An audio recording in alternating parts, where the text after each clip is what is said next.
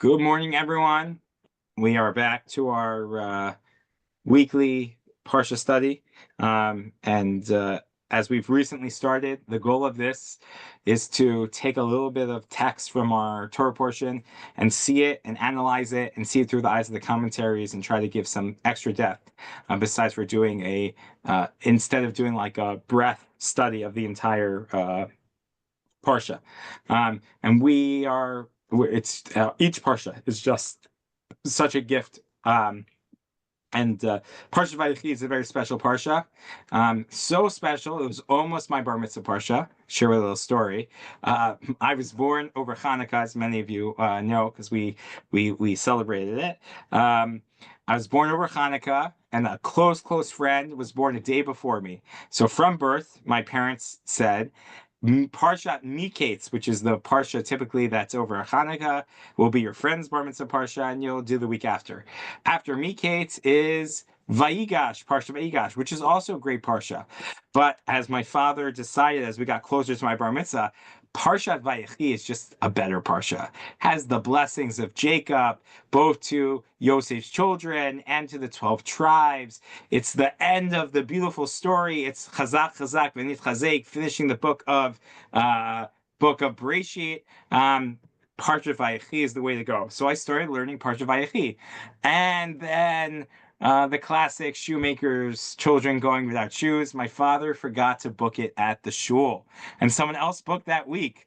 And so I got pushed to Parshat Shemot. So my bar mitzvah Parsha was actually Parshat Shemot, which we'll celebrate next week. Also a great Parsha, the beginning of a new book, the beginning of the Jewish national story. Parshat Bereshit, the book of Bereshit ends the transition from the human family to the first human family to the first Jewish family, and Parsha and the book of Shemot is the transition from the Jewish family to the Jewish people. And the Parsha Shemot is a great Parsha also, but it's not Parsha Vayechi.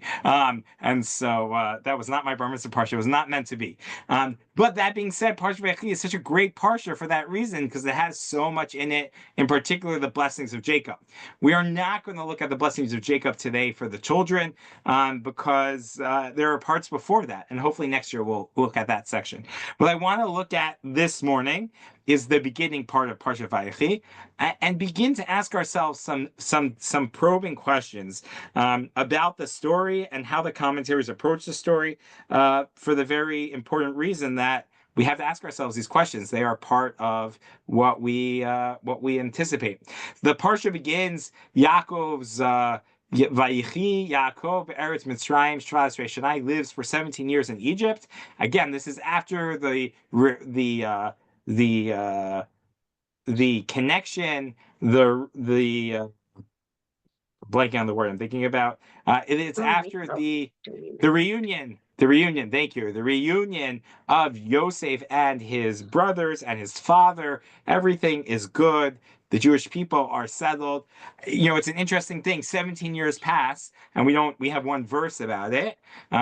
We hope for lives that are not full of challenge, that don't have struggle, that don't have, the difficult decisions that we have to make, or the trials and tribulations that we face. But when we think about like the Torah story, those simple, boring years are not the ones ever recorded, right? Part of what makes the character of who we are those moments of trial and tribulation. Those are what gets recorded for posterity. We don't know what happens in the 17 years that everything sort of went good. What happens? Vayikruvu Yemei Yisrael Amut. Yisrael is about the time of, Chuck. Sorry. Very, very obvious question. So they talk about Yaakov in terms of how old he is, then immediately switch to Yisrael to die. Why the sudden juxtaposition? There are a lot of different answers. I will give you my favorite answer for that. Hold on one quick second.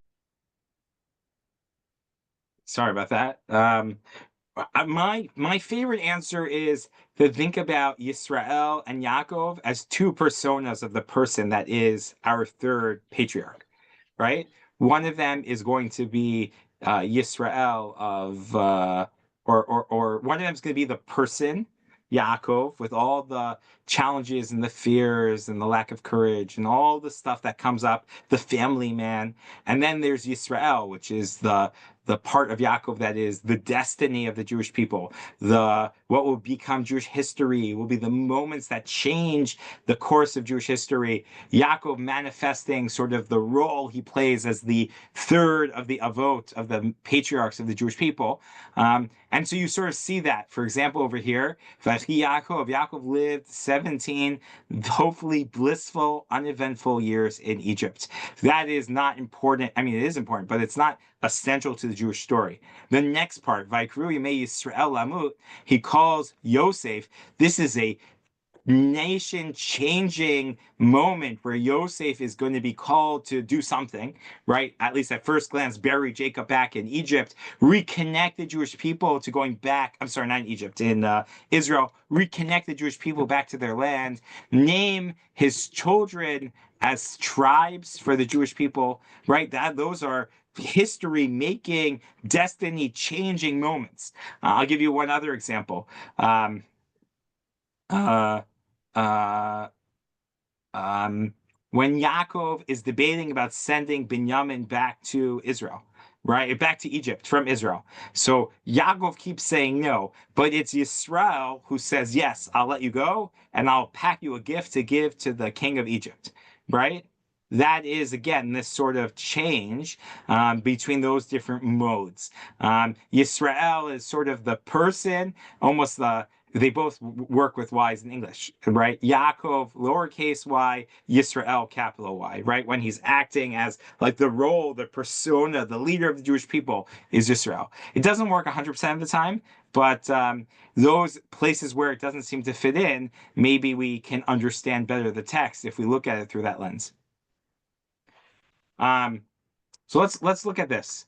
So we get really two pieces here. Vaikru me Yisrael Lamut. Yisrael Yaakov is about to die. He calls Livno Yosef. He calls Yosef over and he says, "I'm going to die.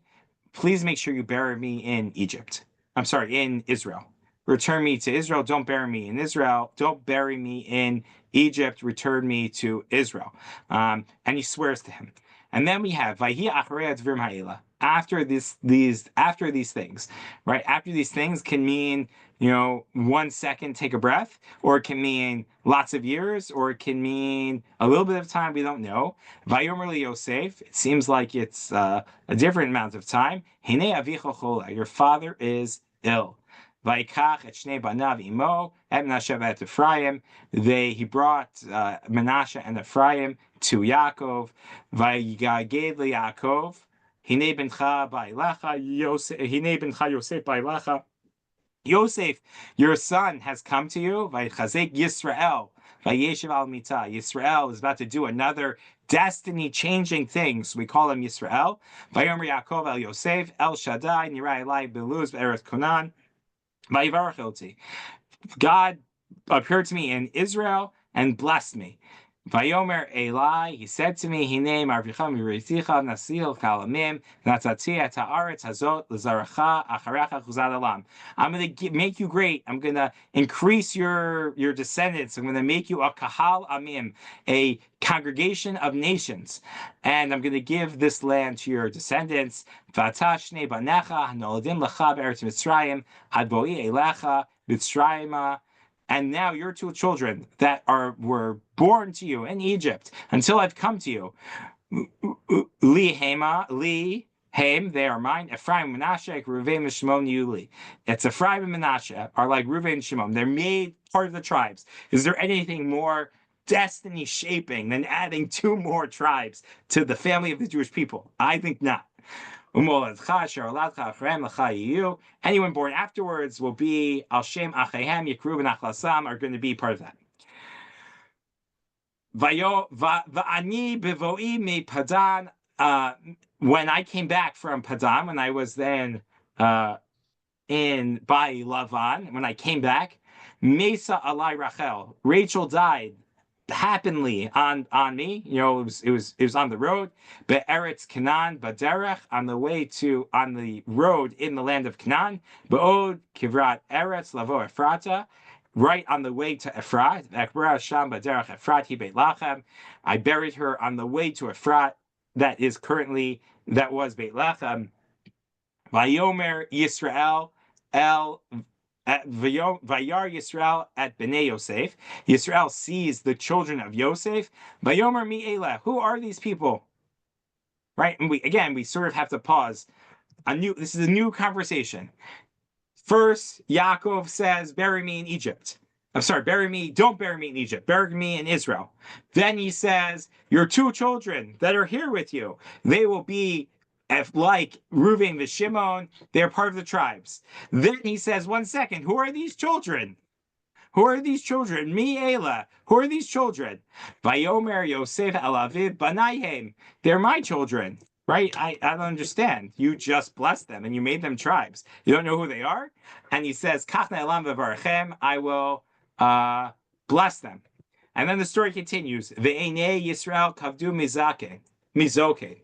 Yisrael's eyes are blind, are heavy, meaning he doesn't see so well.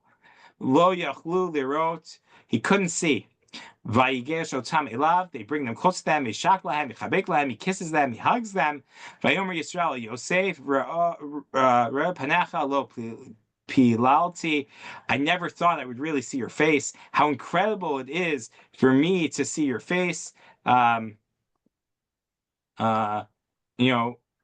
Hold on a second. I just lost my place over here.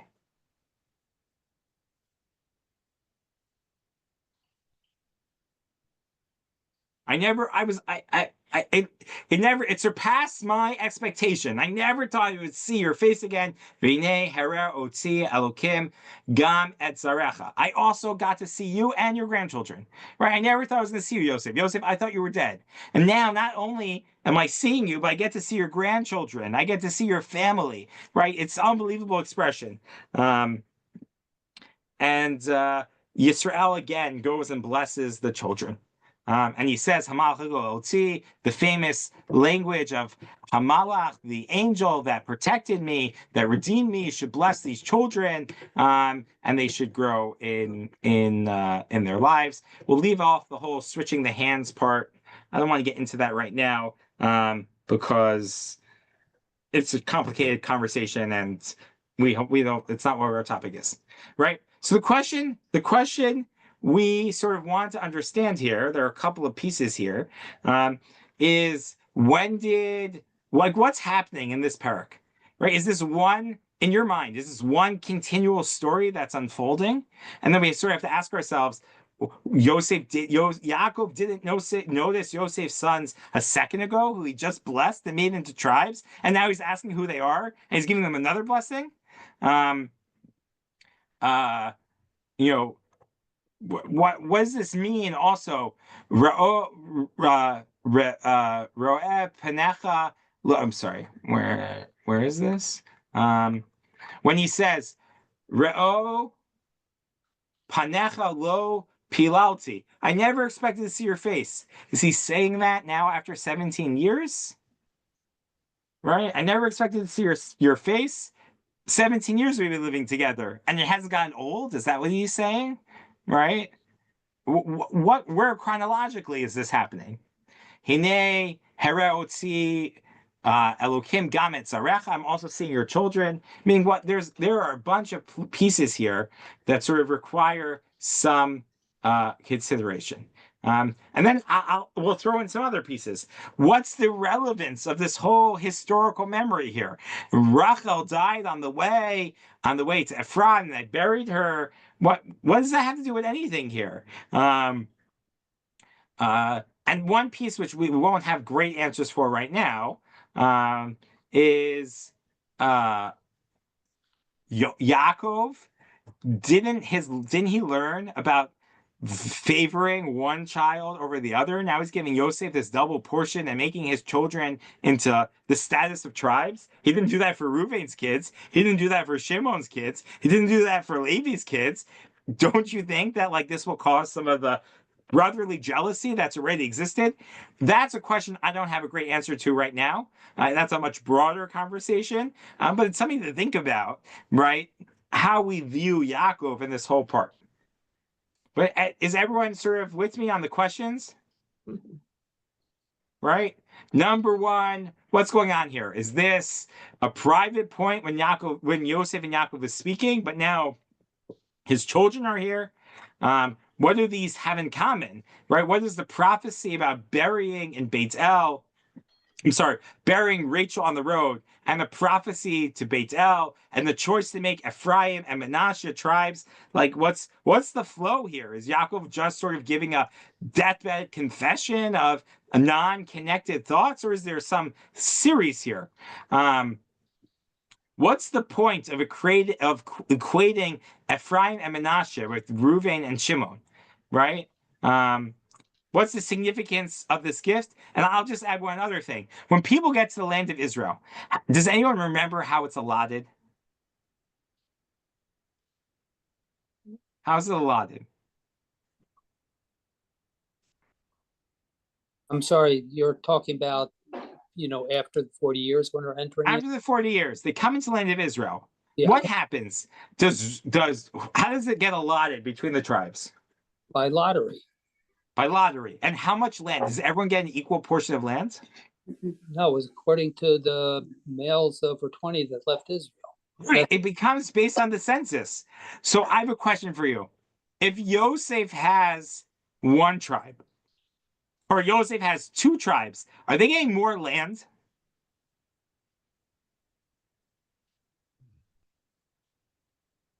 Well, the question I think that you might be asking, Rabbi, is whether or not the land were the proportions of the land that were given out by the lottery equal in size? Is that what It was all predicated, Lee, you already gave the answer. It's all predicated on how many men above 20 left Egypt. So if my household had 20 men, or my tribe had 20 families like that, so we got 20 portions worth. If my tribe had 40 portions of it, 40 people like that, we got 40 portions worth.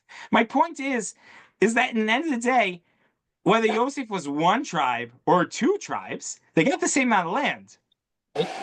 Right?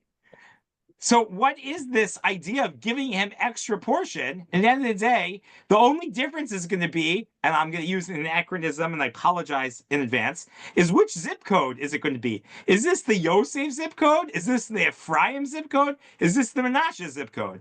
Meaning assuming each 12 tribes represented their own zip code, right? Obviously, that's not really what happened. But imagine if that was, right?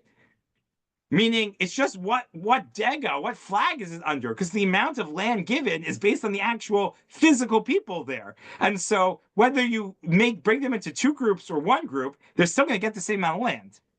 Right? That's part of this question. And then on the other hand, what about national decisions later on, immediately later on?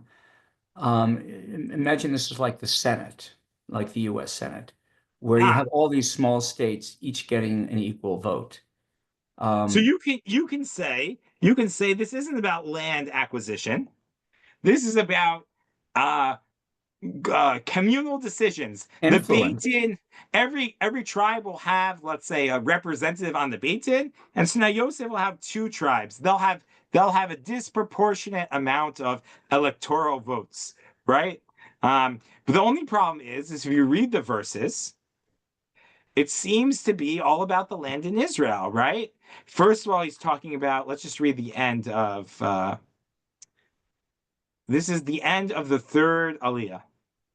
This is after sort of the scuffle between Yosef and Yaakov about which hand should be on whose head. Vayomer, he says,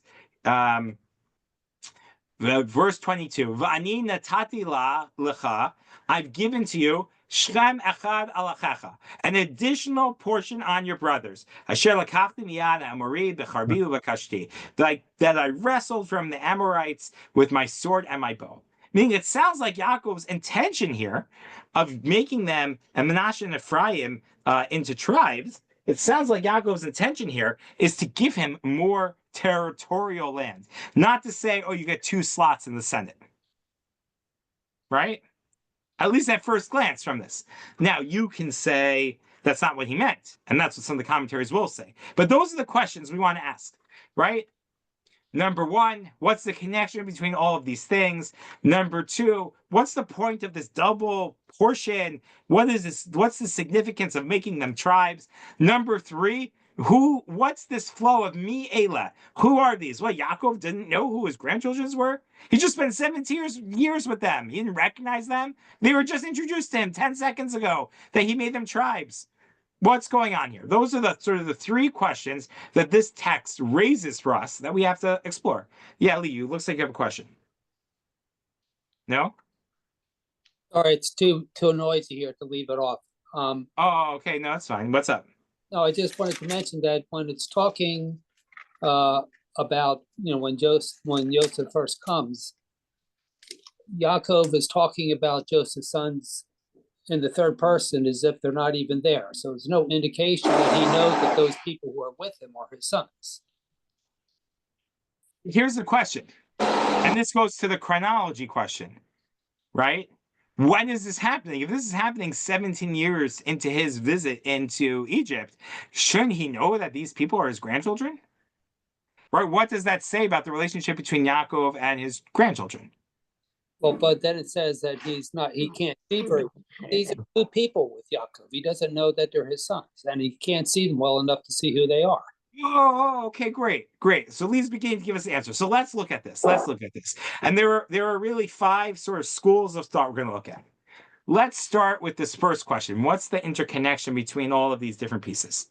So this is where Rashi and the Rashbam and the Ibn Ezra and the Bechor Shor, all of these pshat-oriented, those who interpret texts in a more literal fashion, they cast together all of this as Yaakov trying to justify why Yosef gets a double portion.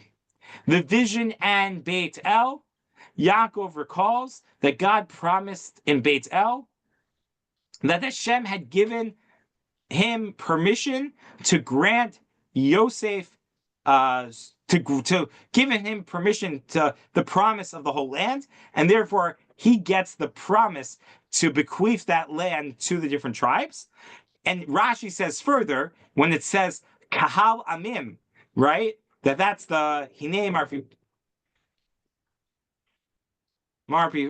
behold, I will Hinei Mafricha Resicha, I will make you fertile and numerous. V'natzatzi lekahal amim. This is chapter 48, verse 4. Rashi says over here, Kahal Amim means that Yaakov's understanding Hashem's words to say that you're going to have 2 more children who aren't yet born to you, who will be part of the Jewish people. Kahal Amim, a congregation of nations. So the minimum amount of plural people are going to be 2.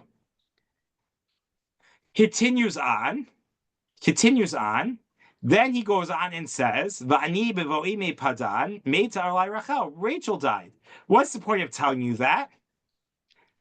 Either according to Rav Sajigo and the Sforno, some of these other people, it's proof that it's referring to grandchildren. Because once Rachel's out of the picture, Yaakov's childbearing years are over.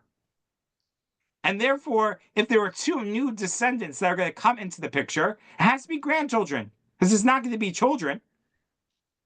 Others suggest, the Tzor Amor suggests, that this has to do with Yaakov's death. Yaakov suggesting that Rachel's death was premature, and that Yaakov expected Rachel to have more sons, which sort of pushes against the idea that they all knew they were going to have 12 sons. I'm not going to answer that right now. And therefore, Yaakov chooses to adopt Yosef's children in place of the additional heirs that Rachel was going to provide. Rashi, the Ibn Ezra, and others connect this to the previous request. What did Yaakov make Yosef promise to do before? What's the first part of this? Yeah, to bury him in Israel. Move his bone. And what's Yosef going to say? My mother died along the way, and you didn't bother to schlep her down the road to cover to the right place. I'm gonna schlep you all the way from Egypt back and do that for you. Says Rashi, says the Ibn Ezra, says the Radak. Yaakov is trying to engage Yosef and tell him that the reason why he didn't bury Rachel in Marat Machpelah in Hebron in their family tomb is because of either what we just said, that all of this is part of Yosef's part of God's prophecy, and that's where Yaakov sort of understood this was supposed to happen, or it's just to tell him, like, I didn't do this for your mother, and here's why, because like it sort of happened and I wasn't able to do it, but please don't do that to me. Be prepared for me.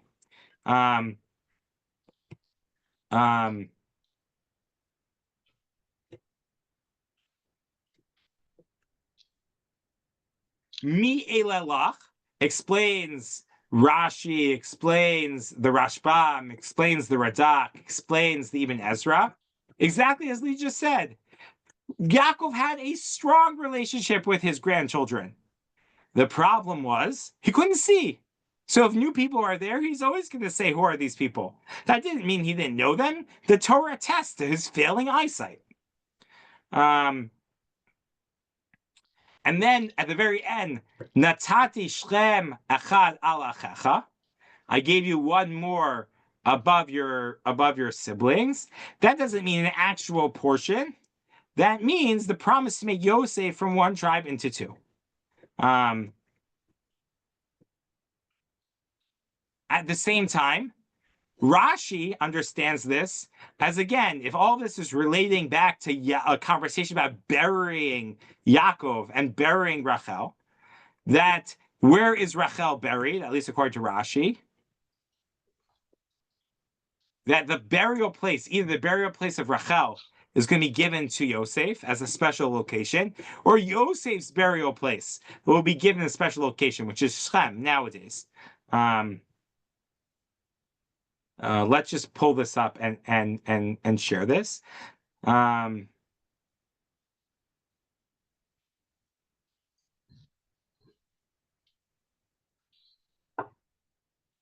can't pull it up right now. That's one way of understanding it. There's another, and how do we understand all of this? All of this is after the 17 years.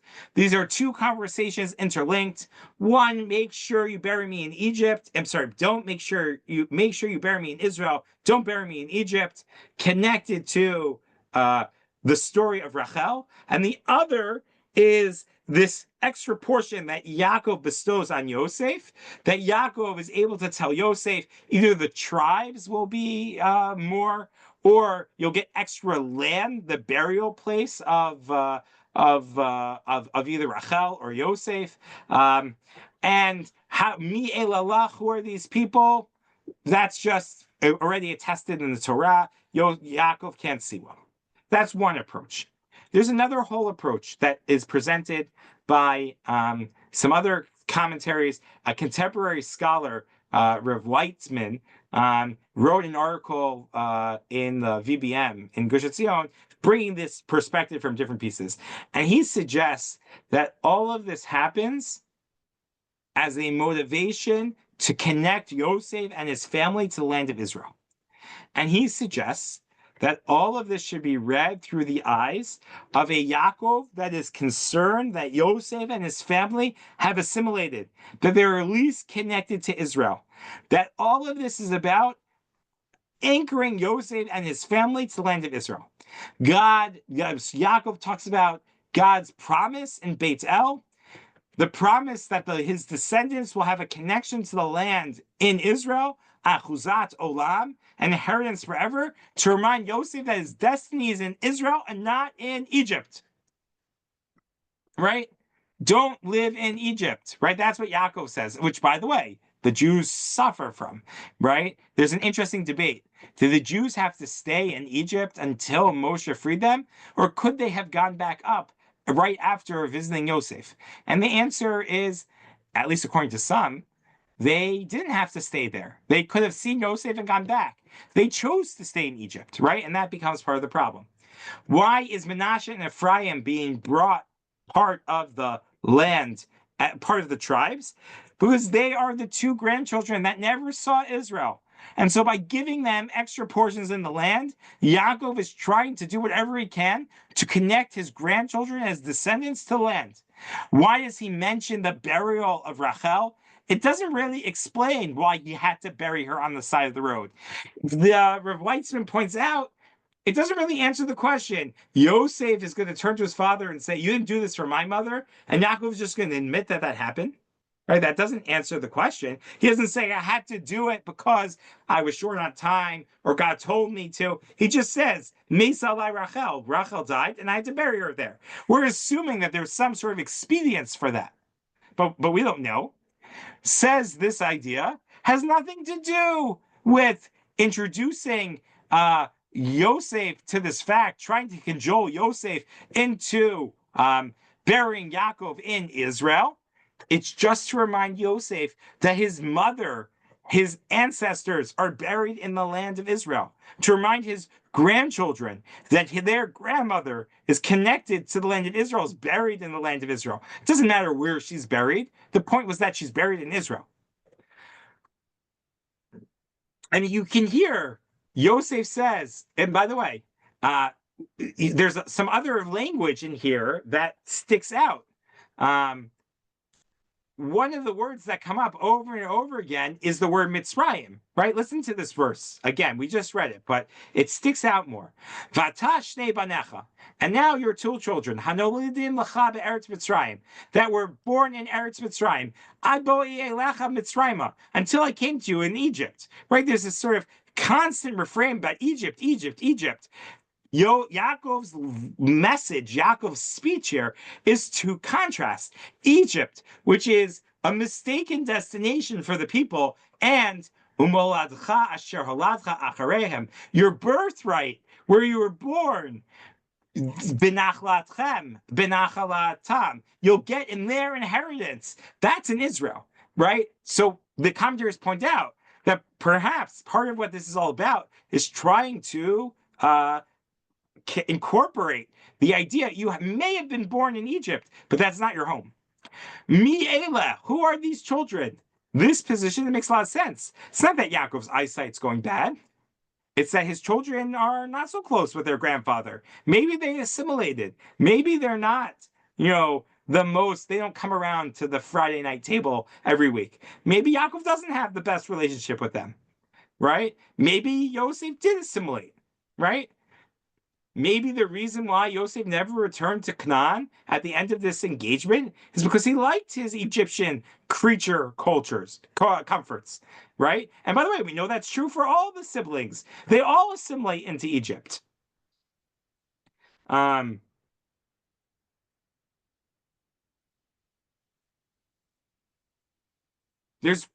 mentioned there's some other perspective. Let's tackle one more perspective before we go. Everyone with me so far? Yeah. Maybe. So let's just tack a chronological question. When did this happen? So many of the commentaries, Rashi, the Radak, the Rashbam, say that all this happened late, when Menashe and Ephraim, when Yaakov's on his deathbed. How old is Menashe and Ephraim? Well, they're probably 20-ish. They're at least 17. 17, and they were born during the years of plenty. So that's probably 19, 20, 21. Early 20s. Let's say early 20s. Late teens, early 20s. So again, the same question. Mi elalach. Maybe it's because their eyesight's, all of these different people. But the Malbim suggests, right, as we saw before, that they had no relationship, right? Says Rav Yoel ben Nun, all of this conversation happened not 17 years later, but right when Yosef and Yaakov reunite. All of this happens then. By the way, that makes sense. Ra'o pilalta, ra'o panecha lo pilalta. This is the first moment. Yaakov sees Yosef. Yaakov says, I never thought I would see your face, and now I'm meeting my grandchildren. Right? Vayechi achrei advarim ha'ela points out that this is not about what happened before, but this is going back to what happened before. That the I don't chronology. see. Sorry, I don't Yeah. see that. I mean, at the very beginning of the Parsha, they talk about Oh, I'm sorry. Let me clarify. The first 4 verses of our Torah portion happen after 17 years. Vayechi acharei advarim ha'ela, after these things, verse 48, chapter verse 1, that transports us back to 17 years ago. So you're talking about a flashback, effectively. A flashback. And one of the questions you have to ask yourself is why? Why would we do it that way? And answers Rav Yoel ben Nun, answers Rav Elchanan Samet, who also answers this, that the reason why it's out of order is because they didn't want to break up the flow of the way the verses went, meaning the flow of what happened last time of them sort of getting there and getting there and being if you look at last week's Torah portion, right, we're told about I'm sorry, let me add some detail. They get there, we have the flow of Yaakov and the brothers being introduced to Egypt. And then we read the very end of last week's Torah portion, the Shvi, the seventh Aliyah, is that we read about Yosef's economic policies. But those economic policies seem to be a retrospective also. They seem to go back to the first year of the famine, the second year of the famine. They don't necessarily are going forward. And so it could be that we didn't want that the story here sort of resets. And now we group all the blessings together, right? There's a nice flow. We get the blessings of Menashe and Ephraim, even though they happened 17 years earlier. And then we get the blessings of the brothers, Vayar, Yosef, Vayikra Yaakov, Al Banav. Yaakov calls all of his children. He gives them blessings. We want to group it all together. And this actually is sort of ties into the way we started, right? Vayechi becomes the Parsha of blessings, right? That's why it's become such a good Bar Mitzvah Parsha. Chuck, you're not buying this. You're muted though. The one problem I have is when you start the new Perek, it says Vayhi acharei hadvarim. I mean, it sounds like it's continuing from what happened before and now talking about what happened, later, after that. It's the Vayhi acharei that gives me pause to this whole argument. You're right, but it could just be that this was a different part, right? Now, Rav Elchanan Samet has a slightly different approach. He takes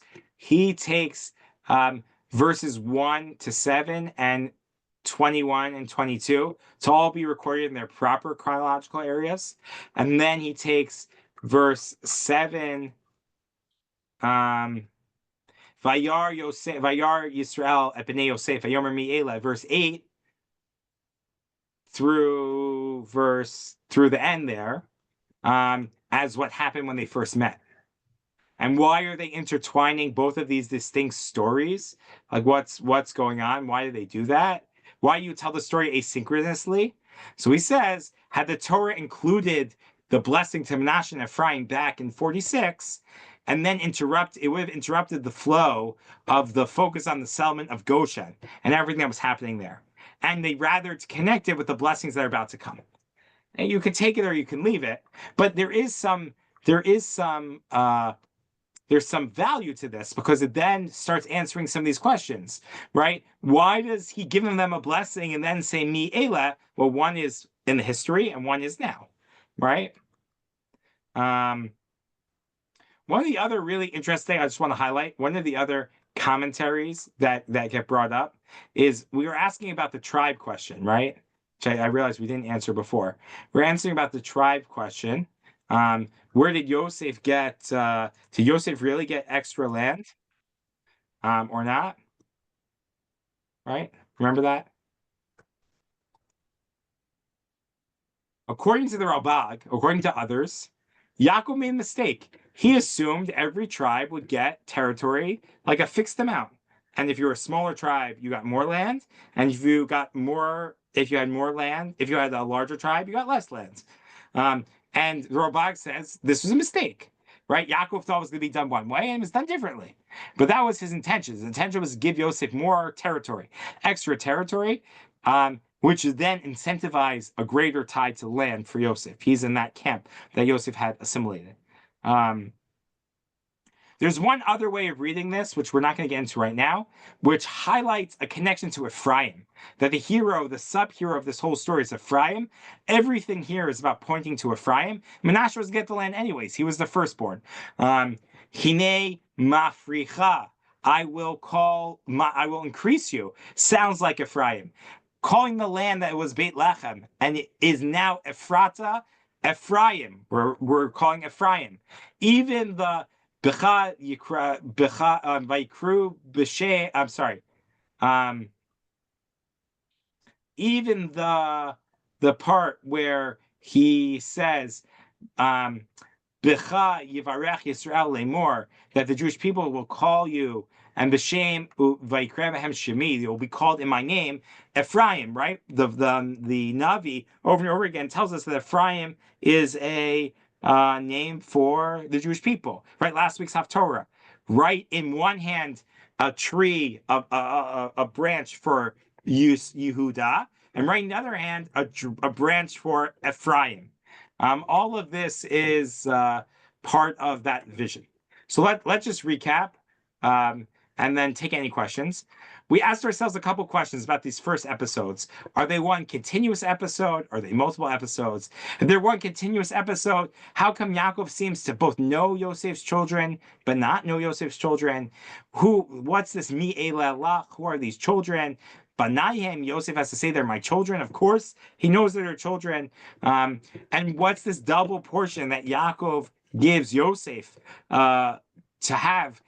First of all, does it actually do anything? We know that the land isn't allocated that way. What's his vision here? What's the reason for it? And we saw a couple of approaches.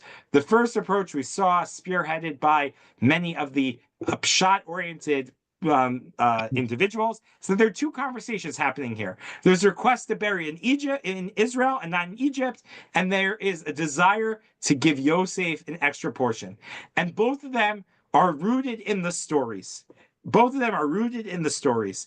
The idea that God promised Yaakov to have a kahal amim, to have additional nation, to be able to give that land, to give the inheritance of the land of Israel to that, is proof text for Yaakov that he should choose children to add on. Rachel dying prematurely highlights for Yaakov that it should be Yosef's children fulfill the void that Rachel's premature death brought.